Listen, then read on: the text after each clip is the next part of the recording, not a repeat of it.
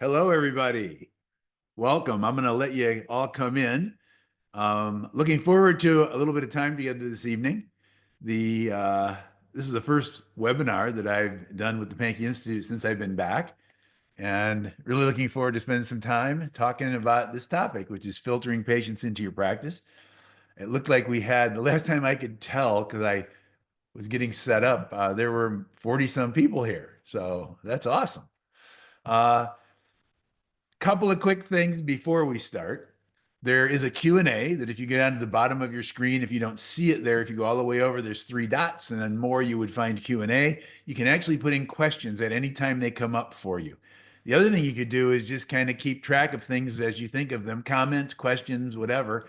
And Desi will be watching those, but we usually wait till the end. If there's something that comes up that she thinks it's a good reason for me to stop, we'll stop. She'll interrupt me and we'll stop. So feel like you can jump in if you feel the burning need to. That's the interactive part of this. Unfortunately, Zoom is way less interactive than being in the same room. I can usually tell by looking at somebody's face that we need to stop and talk about something. I can't do that with Zoom, unfortunately. So the other thing is that I'm going to put up a start code, put up an end code when I'm done with the presentation, and then we'll go back and any comments and questions, we'll have some back and forth, I hope, at the end of this all. So with that, I'm going to give you the start code. Okay, so this is the start code, and I'll leave it up for a second because I know some people like to scan that in. Also, be aware that in the chat, you'll be able to go in and find where you can go get this again. Desi will have that available for you over there. Okay, and um, you'll need both codes, obviously, to get credit for this. But if you complete the evaluation and you have both codes, you can file for the CE for this. All right. So with that, let me embark on my topic. It's filtering patients into your practice. The fun thing about this topic for me is this, because I talked to somebody actually today on the phone. We had a wonderful conversation, a participant who's currently coming through the essentials. And he basically said, you know what? I have anybody can be my patient. And I said, I get that. You still have some filters. We'll talk about that. But it's really important to understand what filters are because it will help you design and attract the people who want to be your patients. In other words, people who believe what you believe. So the first question I think you have to ask before we talk about anything around doing that is, who is your ideal new patient?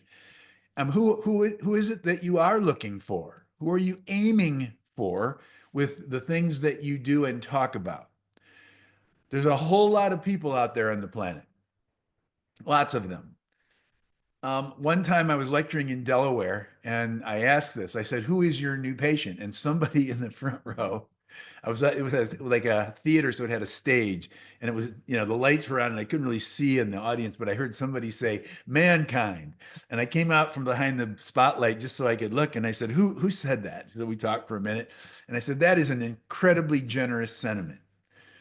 But the truth is that only parts of mankind want to find you, and you really only want parts of mankind to find you because each practice is a unique thing because it's us. Dentistry is one-on-one pretty much. And so if you think about that in the whole crowd, it's not mankind, it's a part of mankind. I mean, he looks like he'd be fun to have in the practice. So does she. He seems interesting. I'm not sure you got caught him with his mouth open. I don't know about this guy. Now, my point is not that. Let's think about this. Getting those people to call you is what marketing is about. And your most powerful marketing is internal. That means that for me, the most powerful marketing is the experience that you can create for a new patient that is appropriate. Okay? Think about it this way. If you define who you want to call you and then ask yourself, what would an ideal experience look like for them so that they raved about you? What would that look like? That's going to be how you essentially will market your practice internally because you'll be inviting people who find value in that to tell their friends because those are people who believe what you believe. I wrote this in 1981. My ideal new patient is someone from 25 to infinity who has a significant dental issue they want to deal with now. That's my ideal new patient. Now, writing this down doesn't mean that you automatically get those people. But here's the thing that happens when you aim at anything. Over time, if you aim at something, more of it happens. In other words, you're going to hit a target you have. You'll never hit a target you don't create. You got to create the target. Who would you like to spend your time with? And that's who I decided. By the way, the reason I said 25 to infinity is that most of my experience with people under 25, they weren't paying the bill, and it was really hard to future focus. Have you ever tried to future focus with an immortal being? I remember being immortal, especially from 25 and younger. I was immortal. Maybe even later than that, I still felt reasonably immortal. Let's just say that thing is long past me. I understand mortality really well now because I've been on the planet for a long time. So my point was, these were people that I enjoyed being with. There were people who came in with questions. I expanded it to understand that a lot of them don't know they have a significant dental issue, but I could still create an experience that would make them want to invite other people. So let me talk about that because that's what filters are really about. Filters will help patients know when you are not for them. That's one kind of filter. By the way, it works for both of us. It'll help us know when patients are not for us.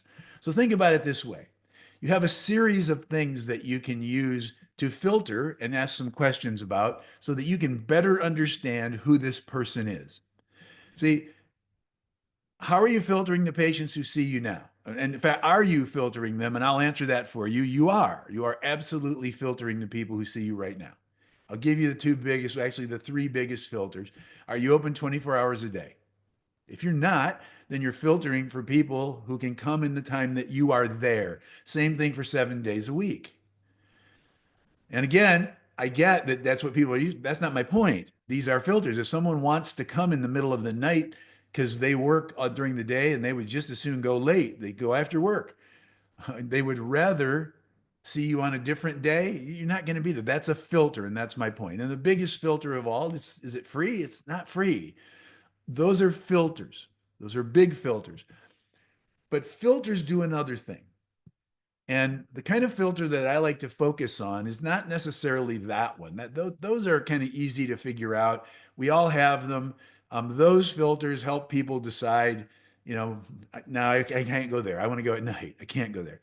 Filters will help you clarify who it is who is walking in your door.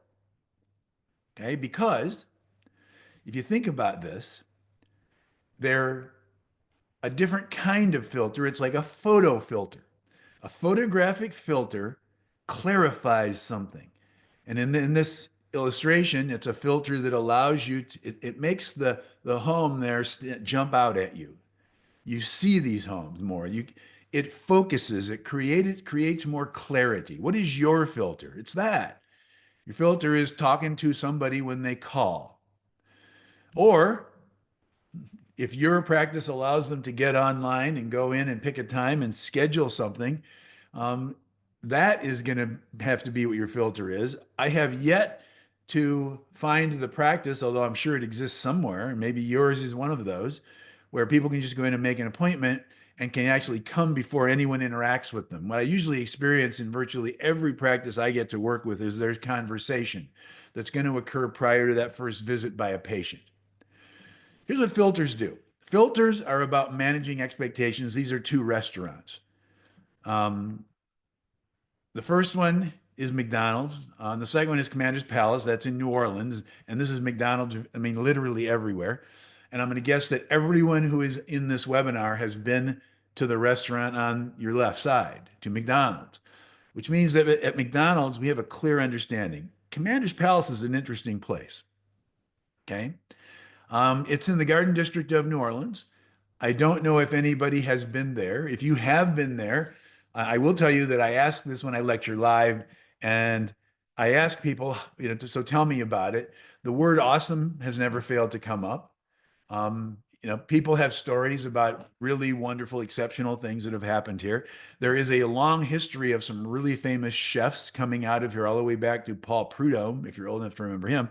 And a guy from Portugal, his first name is Emerald. He started out here washing dishes and then worked his way to sous chef. And then he went back to Europe and trained and then came back. And now he has other restaurants in New Orleans.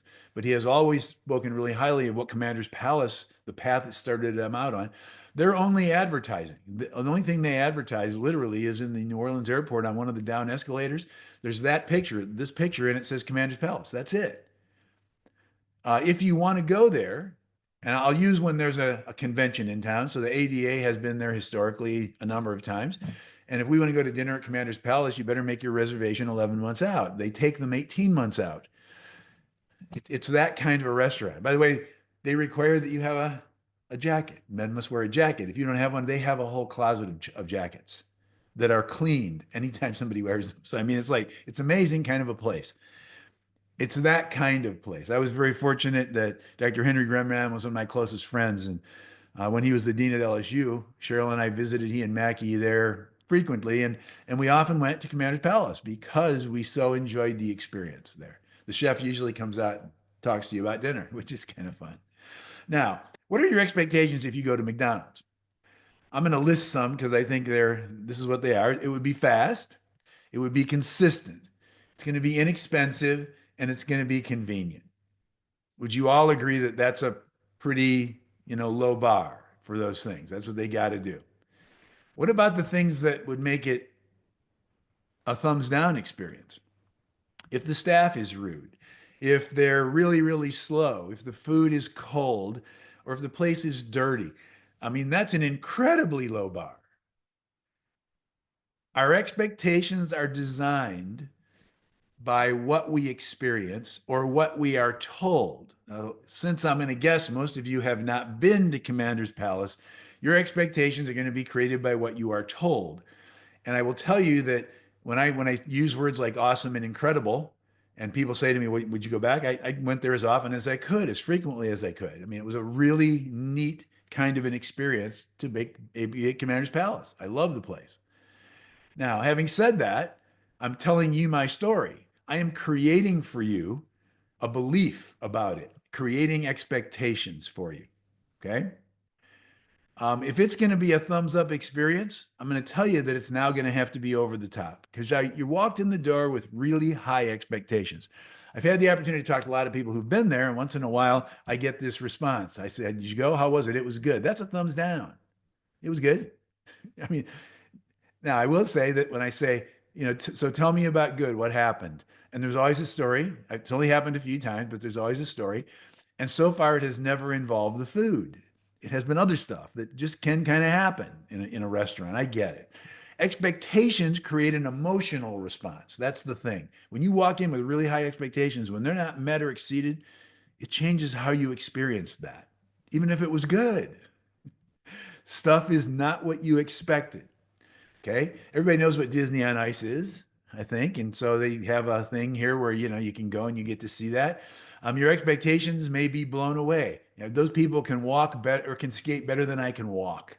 That's amazing. Oh my goodness. Da, da, da.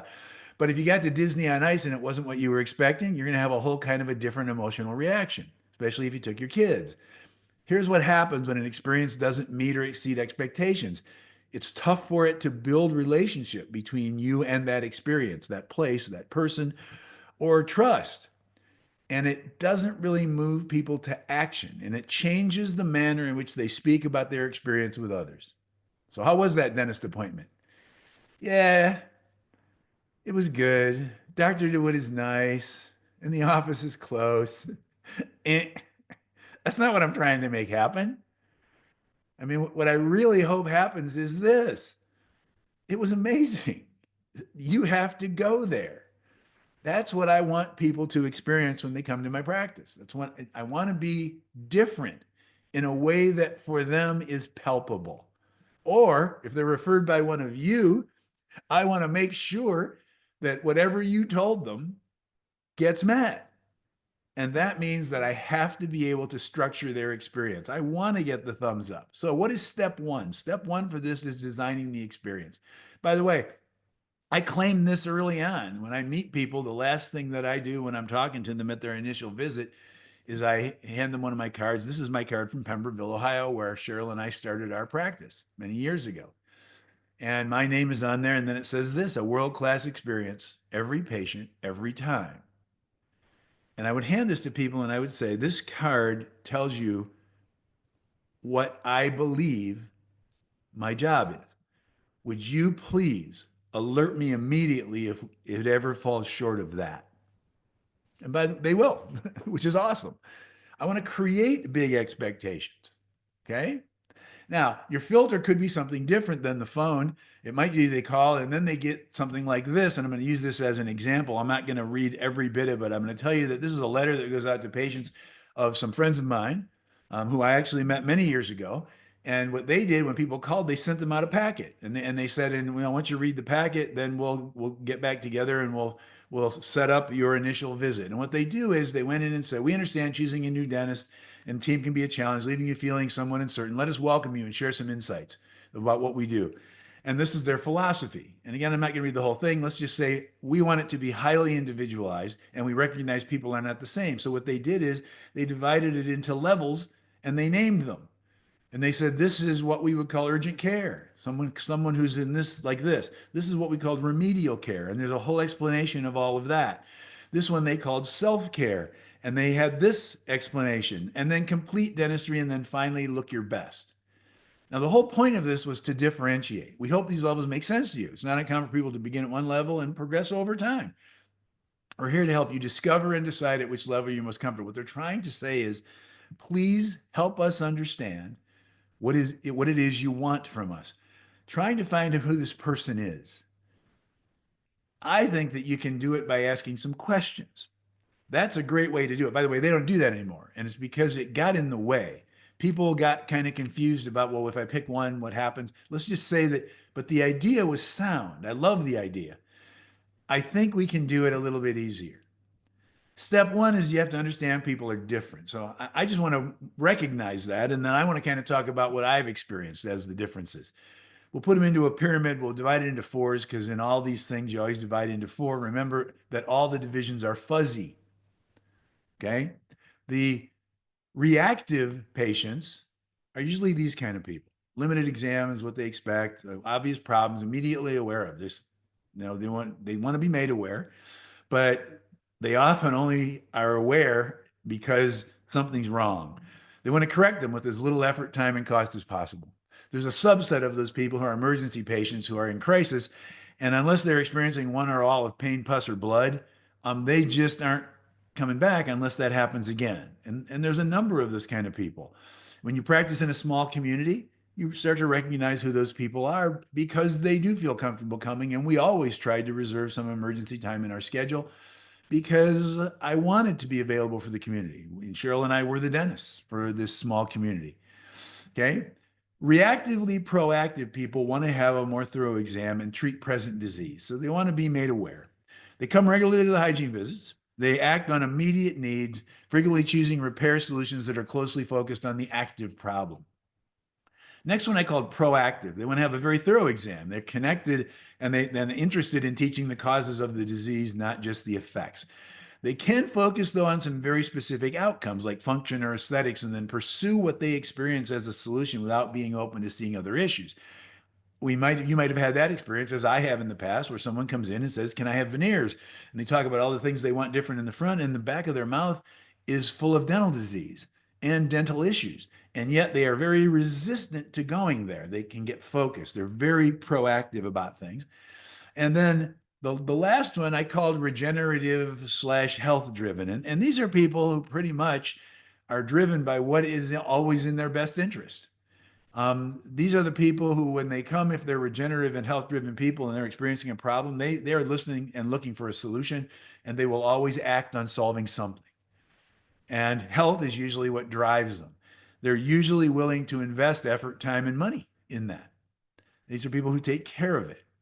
So one of the fun things I love to ask this when I talk about this is who do you want to see? And most people say, I want to see those two people because those two people are actively looking for dentistry. And I would say that's great, but remember those two people probably already have a dentist. The people I need to look for are these people. and recognize them. And by the way, as long as I have room, I'm going to look for people who are just reactive. I'm happy to see emergencies. That was why I left open time. Some of my favorite patients started out as an emergency patient and may have had a long history of not having been to the dentist. Proactive and regenerative patients arise through education and relationship. Because what I can help people understand is that my real job is not just fixing the things that are wrong, it's helping a way to have you create health for yourself. And that's the fun thing about dentistry for me, is that patients have to be involved. So let's think about this from a filter standpoint. So I put up 5 filters before, so I'll just point out some ideas that I have about how you can differentiate some people with the filters here. Now, number one is you are not for me. That could be either way. Either the patient realizes that or we do, but it becomes obvious that this is not a good fit. The second one is an emergency patient. They're very clear on what they're coming for, and the filter is it's an emergency. Now, for us, it's often not an emergency, and we would often say, well, that's not really as much of an emergency that I have to be so worried about getting you in right away. But I would argue this: no patient uses the word emergency unless it is for them. And I'm certainly not going to challenge what they're telling me at an initial visit if I never met them. It's an emergency, and I will give it that level of importance. Doesn't mean that I will fix it. Emergency appointments are only to try and make sure that we manage the 3 things we saw earlier: pain, pus, blood, and manage that in a way that allows people to at least not get worse until we can manage that disease with them. Okay. Next one, I got no issues. I saw lots of those people. I'm going to give you some numbers a little later. I just need a cleaning. I just need a new dentist. I heard about you. They told me this office is amazing and I have to come here. I just moved here. That's this person. Okay. Next one. I have no significant issues. And the word significant is going to come up in a minute, because for me, there's differentiator in these last 3 patients. And it's a double. There's only really 2 differentiators. I'll come to that. My point is, this person kind of calls and says, I really need just to get my teeth cleaned. When asked this question, what significant dental issues are you dealing with right now? I really just need to get my teeth cleaned. In the response to that, I will tell you that one of the things we do is we let them understand that we heard they were healthy, and we often hear from them, well, I do have this. And can't you just look at it while I'm there? Or can't you just do this? Here's what they just identified for us. They know they have something there. That something is not significant. Usually that means they already know what the answer to it is, and they're probably seeking that answer. But they weren't really dealing with a significant issue, because for them it is solved or clearly understood. And that's the point of that. I'll differentiate that a little bit more for you, because I think it's a wild filter. The point of it is it's no big deal. I really just need to get in and get my teeth cleaned. For these people, that's often very important. And then the last one is I have issues. And in response to what significant dental issues are you dealing with right now, this is the kind of person who tells a story. Okay. So the idea is to find the right appointment for each of those people. Well, that first guy's gone, because that's not going to happen. There is no appointment. These 4, we got to find a spot for that makes the most sense. How do we want to welcome them to the practice? Okay. Questions will help you discover the appropriate action that you could take to bridge to an appropriate solution. So for non-emergency new patients, it's important you know why they think they are coming. So as I said, she's easy. We can park her into an emergency appointment. And if you don't have any time scheduled for that, however you handle emergencies normally, whatever it is you do, but you have some protocol for that already. These other 3 are different. I've got to find a way to filter them. But if I could filter those 3 people so that I can understand why they're there, I will tell you that the first visit with them will be much more, and I hate to use the word productive, because what I mean by that is I'm going to be able to have actions coming out of that if I understand why they came. Because 2 of the people came already believing there's something that they said yes to. They're just trying to figure out what the real answer is. They've already said yes. And that's the person who says, I have a significant issue and has a story, or the person who says, well, I do have this. They've said yes. They're trying to clarify for themselves what they've said yes to. By the way, the person in the middle, the fuzzy one, thinks they know. This is the question. This is Lisa's question, not my question. Lisa made this up when we were trying to say, how could we have a better understanding and offer them a different experience? And this is the question she started asking. We bounced things around and she came up with this idea. What significant dental issues are you dealing with right now? Is the question she asked. The most responses she got was this: issues. I don't really have any issues. I just need to get my teeth cleaned. Here's what we decided to hear from that. We are going to hear this. He just asked for a healthy new patient appointment. Now, the reason that's important is that we're going to let him know that we believe that. Okay. I'll come back to a little bit of the verbiage in a minute, but let's just say that we decided we're going to do an initial exam. This is not about the codes. This is about what this person came here believing. Issues, I don't have any issues. I just need to get my teeth cleaned. That's an initial exam, usually with a prophy, because they said they had to want to get their teeth cleaned. Now, we're not going to do the prophy if it's inappropriate, just like I wouldn't if it was inappropriate, even if everybody came in this way. It doesn't matter. We would help them understand why it's not appropriate. But for lots of our patients, having the prophylaxis was not inappropriate and is not inappropriate. And it's usually therefore going to be led by the hygienist. In our practice, we decided to have this one be led by the hygienist. Now, please remember as I talk about these, and this is not the way, this is a way. The filtering is step one. What you choose to do with it becomes optional. We chose to create different experiences for different understandings of what that person believed as they walked into the office about themselves. And we decided to hear this person is healthy. This is what would get said by Lisa. I'm so glad you called Dr. DeWood's office. Our office is designed to help people with significant dental issues, which tells them why she asked the question. But we always make room for healthy new patients. The next time I'm available with the hygienist and the doctor is, and she would talk about it, she would use the word healthy as much as she could, so that she understood that. That's so they had an opportunity to say, well, I do have this. Can't you just look at it while I'm there? Of course we can. And the notes are made.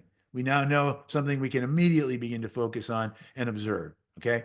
The point is this: if I tell people what I heard and what I believe about them, they're going to give me more information if they have another part to the story. The other thing that became powerful for me is, and I noticed it not long after she began doing this, probably within a year, that we had a lot of new patients who called and asked for that 90-minute visit with the doctors. And they had been referred by people who came in as healthy new patients. And I understood, because I called some of them and I said, well, thank you for the referral. Why did you refer them? Well, because when I first talked to Lisa, she said that that's what you guys do. You're specifically set up to help people with significant dental issues. And she's got some significant problems. If you want to do more of something, tell people who call. It's what you do. Just tell them. Now, sometimes the answer to that question is going to be a story. And actually, I will tell you that Lisa said that every time that their answer was they were claiming it, there was a story. So she got good at being able to get into the story, because he just told you he's open to something different. He didn't say anything about getting his teeth cleaned. Whatever his story is, he's coming for a comprehensive evaluation. Now, remember, this is not about the codes. I want to make this clear. There is nothing that I am going to see or not see that is different from an initial exam or a comprehensive evaluation. The data gathered is the same. The time available is what is going to be different. For me, that's the difference. And for us in our practice, the idea was we now understand what is the mindset, what is the belief of this person who's walking in the door. This person came in already owning a significant issue. I'll come back to this one later. This person is a patient. By the way, that first person I still think of as a client, and I'll clarify that a little bit later. This is what she's going to say. I'm so glad you called Dr. DeWood's office. Our office is specifically designed to help people with significant dental issues. In fact, the doctor feels so strongly about understanding your issues, this is after Cheryl had left, that he schedules 90 minutes of uninterrupted time to understand the problems and your wishes. The next time I have available with the doctor is, and then she'd give him 2 times. Here's the key. I understood early on, and Lisa helped me really clarify that for myself, that these people are different. Can I design a system that lets me spend time with each of them that is appropriate for the reasons they're coming to me? Because if I could, here's what I found. I could move people ahead in the system if they were claiming that issue. By the way, those were always people who needed dentistry. They already said yes, which meant that there was sort of a faster entry for people who were calling and really had issues. See, let me explain it this way. There's 3 kinds of people who come for a non-emergency new patient visit. These are the 3. I got no issues, I got no real issues, and I got issues. Those are the 3. These are the two beliefs. Those two people believe they are healthy. I'll show you why I believe that in a little bit, but I did not base it on just my observations. I based it on some numbers and some questions that we began asking people years ago. This person believes they have a significant issue because they claimed it. I think that Lisa's choice of the word significant was highly significant. It turns out people will not act necessarily on a concern that is not listed as significant, but nobody will claim something as significant they are not looking to do something about. So here's what I came to believe. Patients will come to my door in one of two ways. I know I'm healthy. I know I have a significant issue. And there is that fuzzy kind of thing in the middle, right? I do have this. Can't you just? Okay. It's not really significant. If I could just have that be the filter, I only have to do a filter of two different things because it doesn't matter what people have. It only matters what they believe when they walk in the door on how I need to design the experience. So if they have no problem and we do an exam and then we say, yeah, we do a tour and there's no problems, they're in continuing care. If they have a significant problem, we're going to do a comprehensive evaluation. We do their tour and we talk about things and we make some decision. We confirm a yes. Now that yes at this point, because now we can talk solution that comes after this. They say, yes, I want a solution and I'll offer it to them. The next yes is about how we do what we do. That may not be what I would do, but they will solve their problem. These people always act. There is some solution that we can agree to from this, whatever it is. And then they're in continuing care. This one in the middle, that fuzzy place, I have a non-significant problem. In other words, I have something going on. It's fuzzy. They came in as a healthy new patient. We do an initial exam. We find stuff. Sometimes we find stuff and say, we really need to learn more about this. And they do that. Sometimes they're not interested in learning more about it. They just want to fix this right now. And by the way, I try to let people do whatever they feel like they want to do based on their situation. There are things I can push back on. That's really not what we're here to talk about. We're talking about designing the system. They've already said a yes to something. They're going to do some sort of a solution.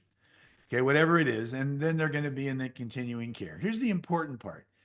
That yes is case acceptance, and it's case acceptance type 1. I love talking about this because it totally changed my belief and my experience of dealing with patients. I found myself telling people about dentistry they didn't know they needed. And so my real job had to be to let them understand they were a case by talking about how they came, not about the dentistry. And then stopping. I'm just going to stop. Do you think this is something we should do something about? No, I'm fine. Well, I'm concerned about that because I'm puzzled. I'm finding things that tell me not fine. And now I can tell them about those. My point was they haven't yet said yes to the fact that they are a case. As soon as they can say that, now I can talk about possible solutions.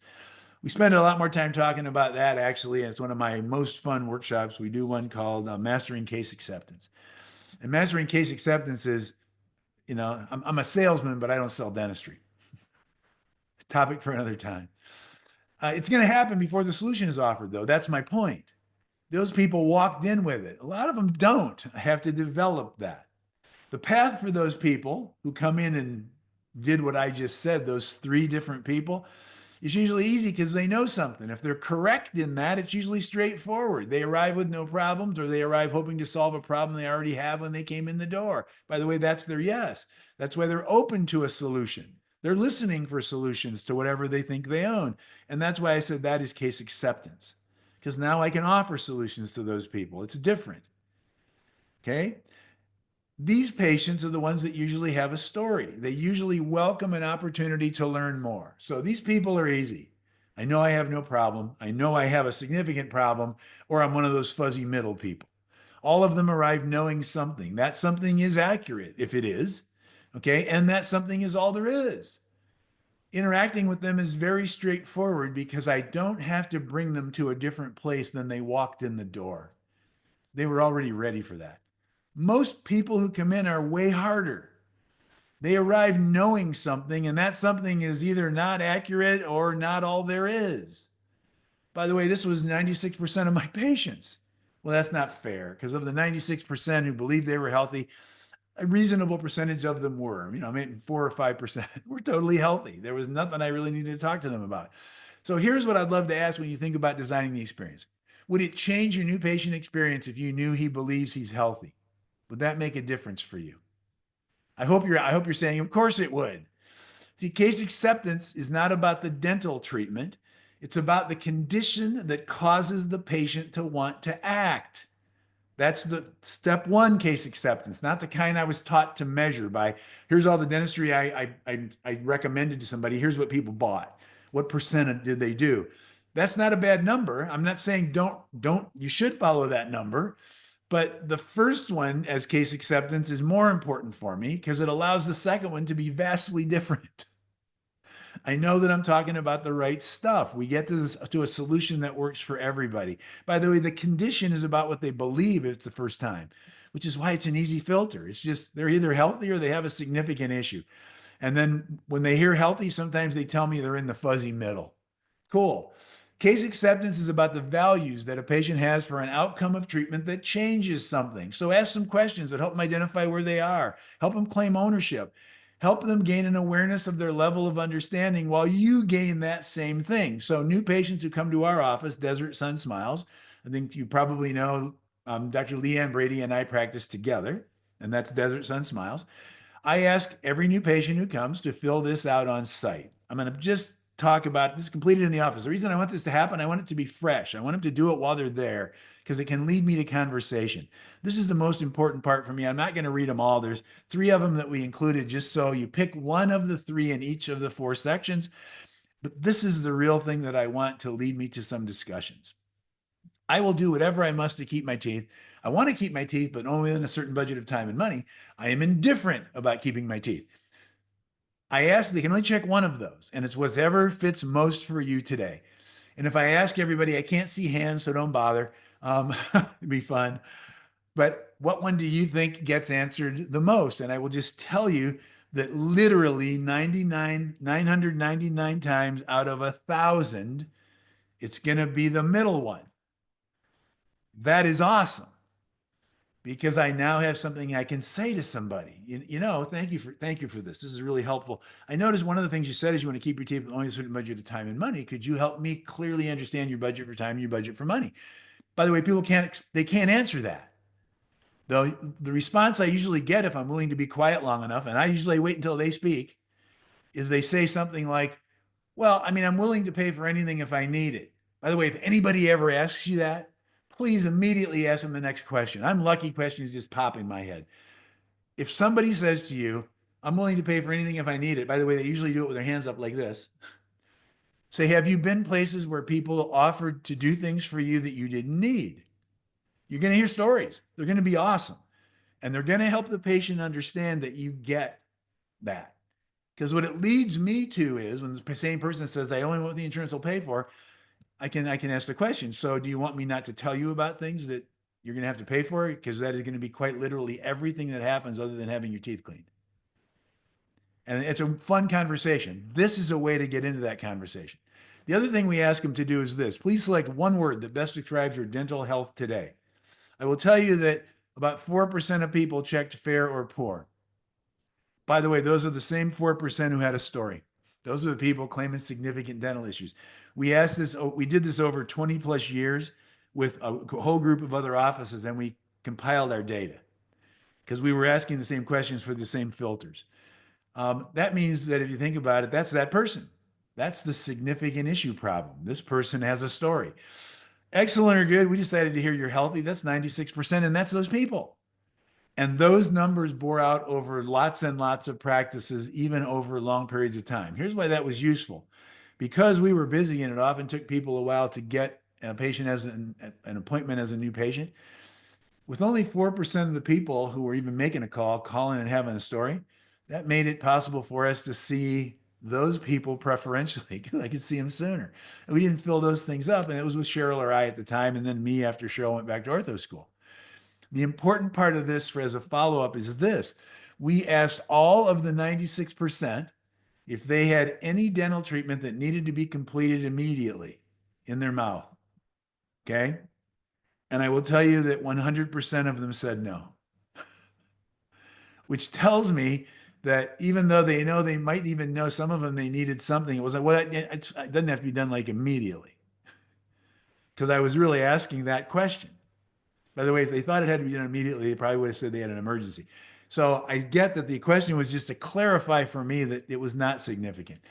And then the other thing that can happen with this is if somebody checks excellent, and in this case, this patient even circled it, um, and that's not what you see, don't be afraid to ask some questions. And a friend of mine in practice in New Jersey, after he started doing this, sent me a note and said, I have a patient in the chair who's dental dentition is just horrible. I'm sending you some pictures. And they circled excellent. And I called his office and I said, if you can get him away, get him. And I said, did you ask him what excellent means? Like I said, I'm lucky. Questions pop in my head. Person came back and said, he said he will ask that. And I said, well, tell him to call me. So he didn't call me for a couple of days. When he called me back, he said, I went back to the patient and I just explained that, thank you for checking this. It helps me understand where you are today. But I couldn't help but notice you seem really enthused about things being excellent. And he paused and he said, because the person didn't have to go any further. The person sat up in the chair and said, you know what? My parents lost all their teeth when they were in their 30s. I'm 49 years old. By the way, he had not been a dentist for years. He thought that eventually you lose your teeth. That's the point of being curious and staying in this question. This kind of stuff can help you go to those questions. And then I always have asked this with every person I've ever worked with, including every patient I've had in dental, ever saw in dental school. Are you planning on keeping all your teeth for the rest of your life? And then wait until they say yes. If they nod, keep listening. Wait for a yes. Sometimes it'll come out as a question, yes. They'll go, yes. And then I will often say, that sounded like it might be a question. And they usually will laugh and say, well, it looked like you were waiting for an answer. That's kind of, you get my point. Listen, because you'll get into some neat conversations about this. By the way, if the answer to that is yes, okay, I'm just going to park that. If it's no, then the conversation gets really interesting. Ask questions that lead to an emotion. What are you doing to manage and maintain your oral health on a daily basis with intent? It's tell me about your brushing and flossing, isn't it? By the way, this answer I heard more than anything else. I brush every day and I floss, but not as much as I should. What is the emotion associated with should? Guilt. So my question back when somebody says that to me is, how much should you? And they kind of get incredulous a little bit sometimes and they go, thought I was supposed to do that twice a day. If they say that, I say, how did you discover that? And I'll never forget the guy who sternum pecked me. You know what a sternum pecker is? It's somebody who does this and, they're pecking on your sternum. They're pointing at you like that. And if they were close enough, they'd be pecking your sternum to get, this is the point I want to make and you're going to hear it. He said, you told me that. This is in Pemberville. And I had never met this person, but I remember I said, I think we actually just met. And he said, not you. Every dentist and every hygienist I ever been to. Now we can have a discussion and I can say, well, may I tell you why I ask? And I would tell a story about some patients. And part of our discovery is how often do you need to do the things that you need to do? And what do you need to do? Because I don't believe everybody in the world has to floss if they're going to die with their teeth and live a long time. There are some people out there who will never have to floss and will die with healthy teeth. Now, here's the point of this. The more things I can do to help this person understand that I'm not just here to do stuff that we do as dentists. I'm here to figure out what you need. I need you to be my partner in this. That's what the experience is about. That's why it needs to be created and rehearsed. And it's going to be different depending on who's in your chair. People are not just different from each other. Each person is different depending on where they are in this process. They're a client, they're a customer, and they're a patient. Clients are still finding the questions they need to ask. Discover together what he really wants. Because here's the fun part. Nobody wants to just buy dentistry. In fact, nobody wants to buy dentistry. That's not what they buy. They buy some solution to something that will get them what they want. It's not the dentistry. Patients are seeking that solution. In other words, now they understand there's something they would like different. And they have a question. And I need to offer the solution, offer him the optimal outcome to get him what he's asking for. It's not the dentistry that he wants. That's not the optimal outcome. The optimal outcome is whatever will happen when the dentistry is done. Dentistry is always the result of him getting what he wants. Or it's not if they're healthy. And that ability to differentiate people like this, to filter them, will allow you to interact with them appropriately. And then lastly, as soon as they say, I should do that, they became a customer. They're buying the solution. Clarify what he will actually do to have whatever it is he really wants. Here's the solution. I should do that. Okay, how much is it?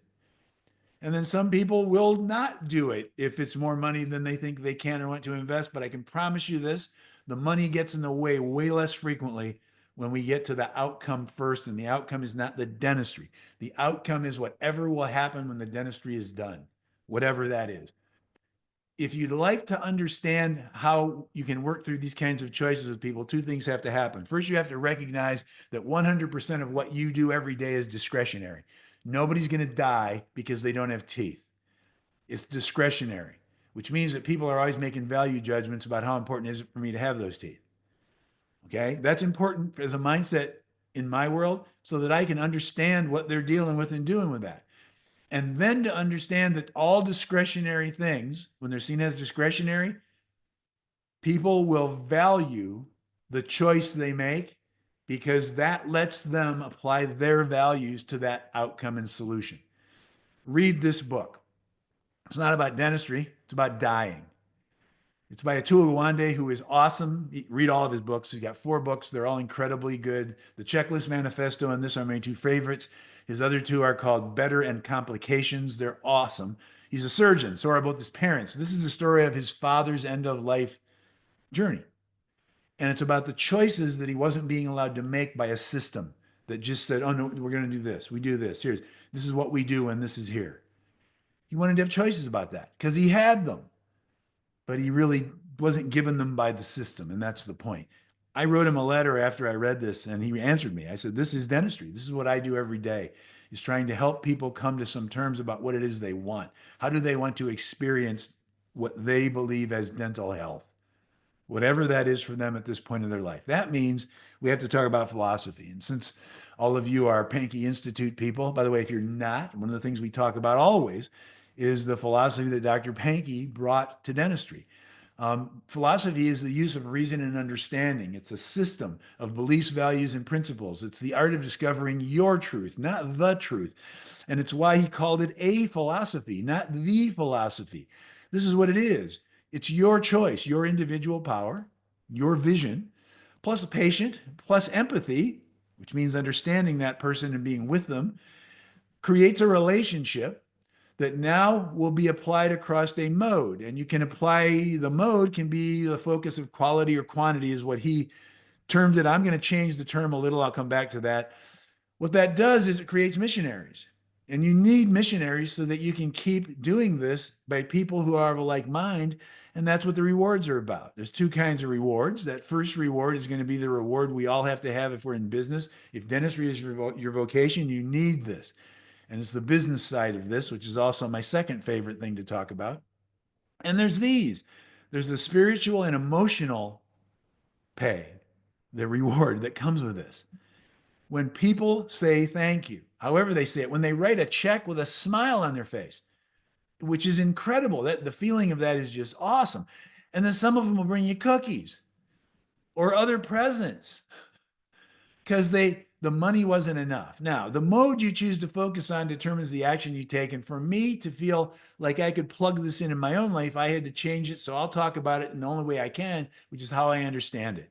For me, it's process and product. Which of those will you focus on? That decision is going to be made on the basis of what you and the patient want. Not good or bad, not right or wrong. That's not what it's about. The business models for dentistry have to include all of these things. The differentiator for me in the models, and we'll divide it into 4 tiers because we always divide things into 4s, is first one is going to be what is the relationship of this business to insurance companies / through dental benefit plans, because there's no such thing as dental insurance. That's a topic for another time anyway. Benefit plans. And then therefore, what is the primary compensation source of the business? Where is revenue coming from? So here are 4 dental business models. The first one, which would be a participating choice with benefit plans, some kind of closed panel public health service, whatever it is, because by default, it is some plan that is doing that. A participating dental practice that fully participates is looking to PPO groups for being the primary driver of revenue. Okay, that's where it's going to come from, what people have. Some are going to be very selective about whom they participate with. And for those, it would be the groups and patient direct payment. And then finally, people who choose not to participate. So there's no participation. By the way, it doesn't mean they're not involved with dental insurance or dental benefit plans. They are, because they do all of the stuff, and actually in almost every case I've seen, to go ahead and do the electronic stuff necessary for that person can get whatever benefits are available to them. So if those are the four things, here's what the differences are. This group is designed to provide for crisis and basic care for as many patients as possible. That's really what they're designed for. Tier 1. Tier 2 is designed to fit a set of external forces over which the practice has little or no control. So we're going to go in and say, here's what we can do based on the benefits available to you. This one is designed to provide personal choice in how clinical situations will be managed. In a case like this, and probably in maybe even in tier 2, is you can offer people all the dentistry regardless of what somebody will pay and still get paid that what you charge for it, because patients can opt out of a benefit plan. I would say that usually happens only in tier 3 because it's way more time consuming, and in tier 2 that's not usually the business focus. Okay, the fourth one then, tier 4, is designed to meet the needs of everyone involved. And so things are going to be set up that way. Cost management in tier 1 and 2 is the primary driver of financial success of the business. Appropriate fees become the primary driver of financial success in tier 3 and 4. Now, business design, product or process, what are you going to focus on? Do you buy your clothes off the rack or do you have them made? Works for guys too. Which one is better? If you happen to fit one right off the rack, I can promise you this fit is no better. Okay, it might be as good, but there's process involved. I'm a car person. Do you want the car built by the robots, or you want to drive a Morgan, which is what that little blue car is? Want to see the assembly line? There's the assembly line. It's on the sawhorses. Okay, that's the assembly line. Do you want to have an initial exam or a comprehensive evaluation? Remember, the only difference for me, it's not about what's observed. It's about the time involved in bringing the patient into the process. All of the same observations are made, but in a comprehensive evaluation, I am clearly telling people everything that I'm seeing, and especially things that I want them to think about or talk about. Product or process, which are you after? This is all about filters. You get to make the initial choice of what you choose to focus on. That's for you. That choice will help patients who believe what you believe find you. If you focus on delivering product, you're going to find people who need what you have. If you're going to need more of them because you're going to be doing the product stuff, because you recognize the need and you fill it, more of those people will come. That's the less time. Okay, the relationships are going to be great, but they're a business relationship based on the dentistry you did, and you can create raving fans. They send you people because of the dentistry they bought from you. You can be very successful, and it's a fine vocation. If you're going to focus on process, things are going to have to slow down. You're going to find people who believe what you believe. They require more time. The relationships turn out to be deeper, and I just mean they go beyond the dentistry. And it's usually because of the time involved. It's not that it doesn't happen if that's not your focus. It will happen. And this is the focus of what needs to happen so that I can be the best advisor. You're going to create missionaries. Okay? Missionaries send you people because of you. It's because of the process they send people. Now, again, you can also be incredibly successful. It's really, really important for me to say this is not about bad or good, right or wrong. What I do is certainly not better than what excellent dentists do. And one of the things for me that I've used for a number of years, I have a full mouth reconstruction that was done in a practice that people wouldn't usually associate with that. It's some of the nicest dentistry I've ever seen. And it was done by a dentist who practices at a dental practice named after a tree that a lot of them grow in Colorado. Doesn't matter where it is. It's how you focus the drive of the practice. If you decide to focus on process, remember, you got to be willing to provide what every patient needs from you. And that is the product. And it might be that's all they want is product. And for those people, that's why their experience can be different. Now, most practices in the US are living in this land here of among those three. They have a blended practice. I would say most of the practices that I get to work with, people who come to the Pankey Institute, wind up being in the two that are listed at the bottom more often, because they don't try to participate with everybody. They become very selective. And again, it's not a good or bad, right or wrong. As the owner of your practice, you get to make the first choice. That is your individual power. That choice will move you toward your ideal patient. As long as you have thought about what their first experience will be like, they will find you. And if you have filters in place, you will be ready to recognize them. Now, there's a couple of things that can be as an additional thing to help with this idea. I recognize that in your business, one of the things we have to then figure out is how do we have make sure the business is doing everything that it needs to do for you, and that's creating financial freedom. We're doing that this March. Mark Clive, Kelly Brady, and Adam Heim are doing this. I'm not the expert here, but I get to participate because I get to learn with you, which is always fun.